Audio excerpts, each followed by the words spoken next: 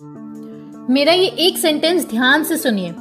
हमारे देश में कैंसर के केसेस 1990 के मुकाबले 2016 में डबल हो चुके हैं। 1990 में 5.5 लाख कैंसर के केसेस थे और 2016 में सीधा 11 लाख कैंसर के केसेस और 2019 में 13 लाख। और प्रोजेक्शन है कैंसर के केसेस 15.7 लाख तक बढ़ जाएंगे 2025 आते आते। एक तरफ कैंसर बहुत तेजी से फैल रहा है और दूसरी तरफ इसका फायदा उठाने वाली कैंसर इंडस्ट्री 4,649 करोड़ रुपीस या फिर 6.7 बिलियन यूएसडी की हो चुकी है। इतनी भीषण गति से कैंसर पूरी दुनिया में कहीं भी नहीं बढ़ रहा जितना हमारे देश में बढ़ रहा है। तो क्या ये कुदरत का श्राप लगा है हमारे देश को, या कोई बहुत ही बड़ी भूल हम कर चुके हैं जो मृत्यु का रूप ले चुकी है। अंग्रेजों के कल्चर की नकल उतारते उतारते आज हम अपने स्वर्ग जैसे देश को नर्क में बदलने की कोशिश कर रहे हैं और ये सबका समझना बेहद जरूरी है।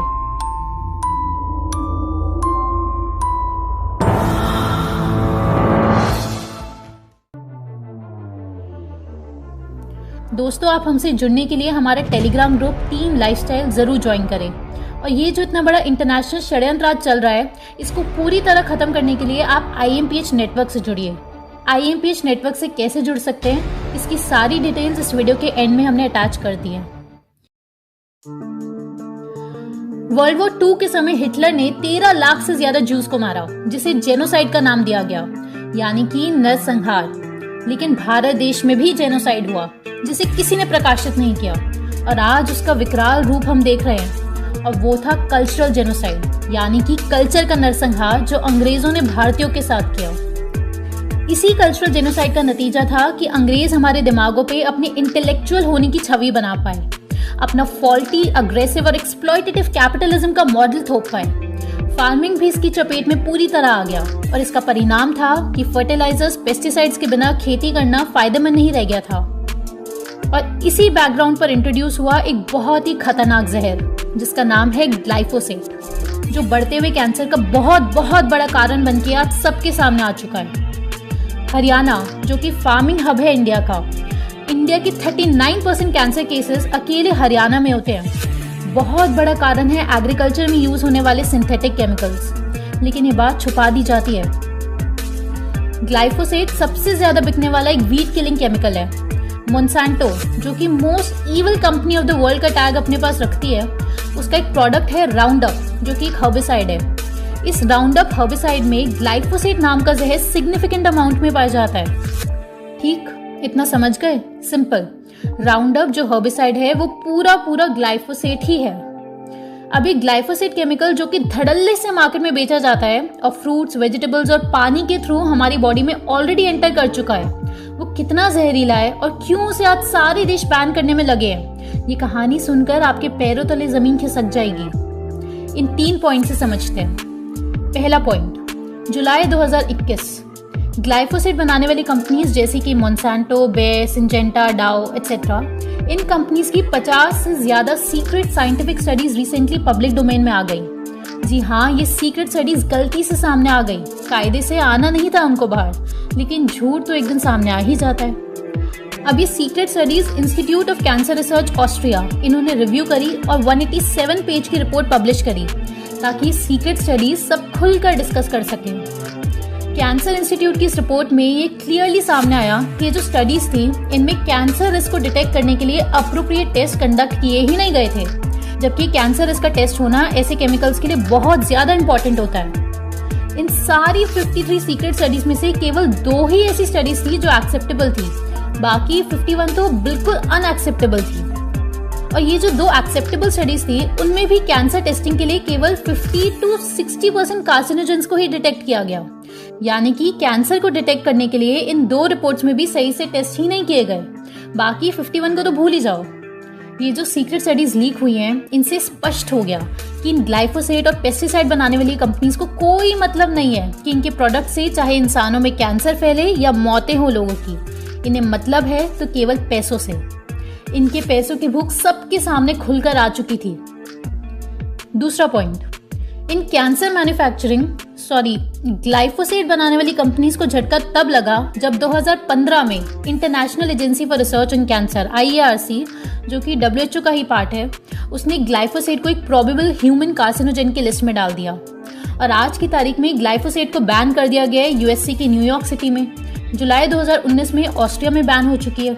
2024 से बैन स्टार्ट हो जाएगा मेक्सिको में। कितनी अजीब बात है सुनने में कि पता होने के बावजूद भी इससे कैंसर होता है, इसे तुरंत बैन नहीं किया जा रहा है और धीरे धीरे फेज आउट किया जा रहा है। और ये हो रहा है पैसों के दम पर। ये तो था विदेशों की स्थिति ग्लाइफोसेट को लेकर। अब इंडिया की जानते हैं। इंडिया में तेलंगाना, आंध्र प्रदेश, पंजाब, केरला में ग्लाइफोसेट को पूरी तरह से बैन कर दिया गया है। लेकिन ये बैन इम्प्लीमेंट नहीं हुआ, वो अलग बात है। स्टेट गवर्नमेंट्स ने तो फिर भी कुछ किया, लेकिन सेंट्रल गवर्नमेंट ने तो सारी हद पार करी हुई है और अभी तक इसे बैन करने से डिनाई कर रही है और सिर्फ ये एक सेंटेंस बोला है कि इसके यूज को लिमिट किया जाना चाहिए। तीसरा पॉइंट, आप एक ग्राउंड ब्रेकिंग स्टडी पढ़िए जो कि 2019 में पब्लिश हुई और इसमें जनरेशनल टॉक्सिकोलॉजी की गई है।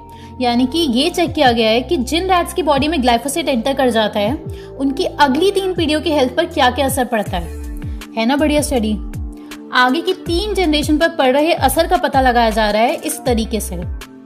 इसके भी बहुत ही डरावने रिजल्ट सामने आए। रैट्स की 3rd जनरेशन में इंक्रीज डिजीज, ओबेसिटी और बर्थ एबनॉर्मेलिटीज पाई गई। आप ये ग्राफ देखिए, ये ब्लैक कलर वाला बार ग्लाइफोसेट वाले रैट्स का है। इसमें ये देखा गया है कि कितने रैट्स में एक से ज्यादा डिजीजेस की फ्रीक्वेंसी थी। यानी कि जिन रैट्स को ग्लाइफोसेट दिया गया उनकी 3rd जनरेशन तक में इसका साइड इफेक्ट दिखा। आप ये प्रोस्टेट डिजीज की फ्रीक्वेंसी देखिए, जिन रैट्स को ग्लाइफोसेट दिया गया उनकी 3री पीढ़ी तक में बहुत ज्यादा प्रोस्टेट डिजीज पाई गई as compare to those rats जिन्हें ग्लाइफोसेट नहीं दिया गया। ऐसे ही ग्लाइफोसेट के यूज से रैट्स में किडनी और लीवर डैमेज तक पाया गया। इन रिसर्च पेपर्स के लिंक डिस्क्रिप्शन बॉक्स में दिए हुए हैं, आप जरूर पढ़िएगा।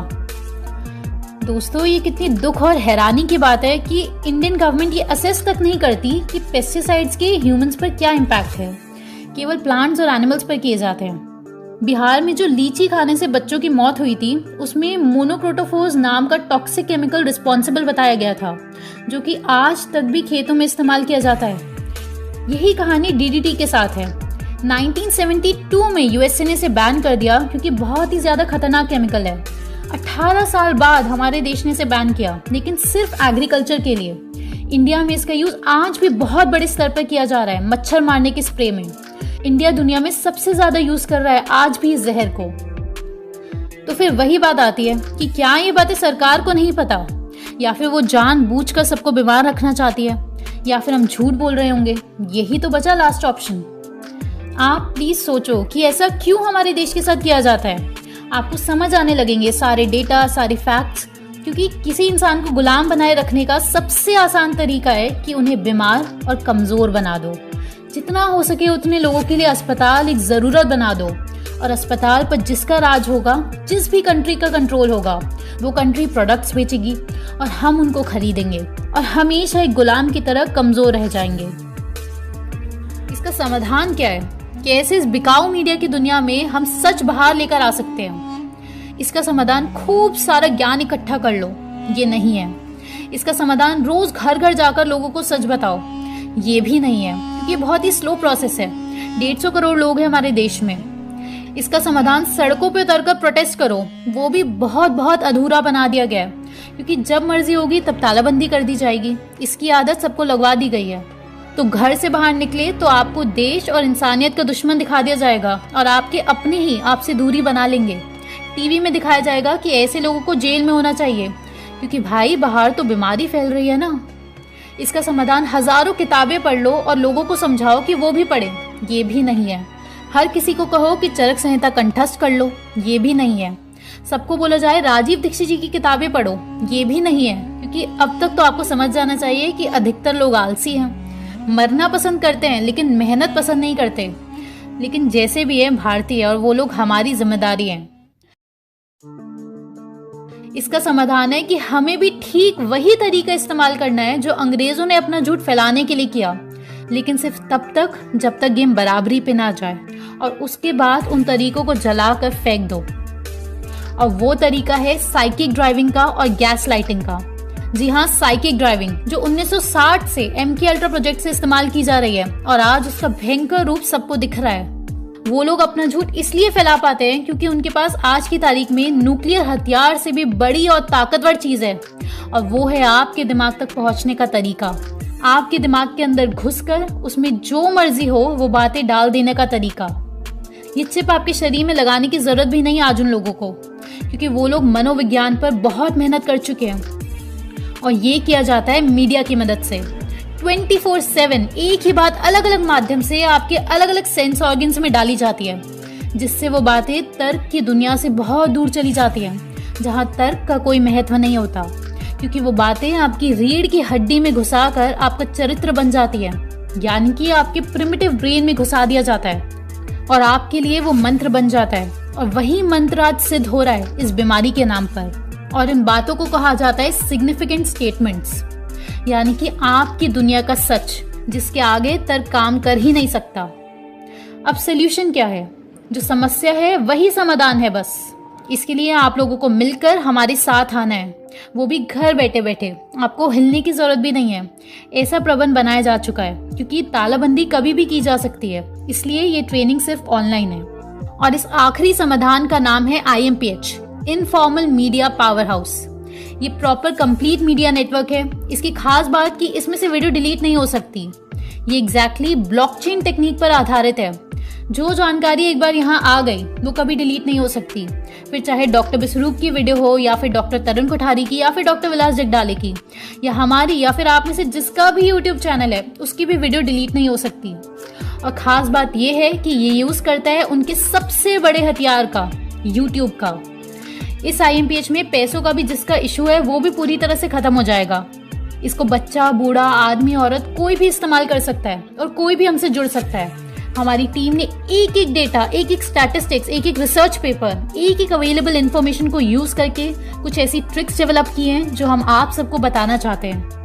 पूरा फ्रेमवर्क तैयार है। आप में से जो भी हमसे जुड़ना चाहता है वो हमें व्हाट्सएप करे द फाइनल गेम इस नंबर पर। लिंक डिस्क्रिप्शन में भी दिया हुआ है, क्योंकि ये आखिरी गेम है। और अगर ये पूरा सक्सेस हो गया, अगर आप लोग जुड़ गए, तो असंभव है दुनिया की कोई भी नकारात्मक ताकत का टिक पाना।